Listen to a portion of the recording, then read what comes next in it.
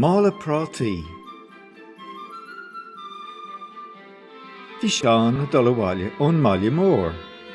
Bhí asal agus cart aige. Bhí páide dul bhaile ón Mála mór agus é i siúl. Bhí mála mór ar a grím aige.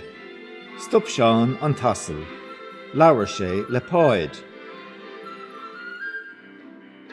Tá tagad sála? Ar sesin. Prátaí. Ar sa páid. Bhí an airde ar an gart.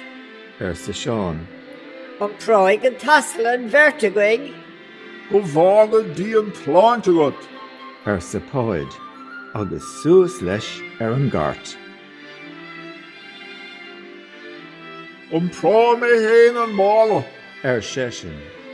Ar agla go mbeadh sé ró round an asal.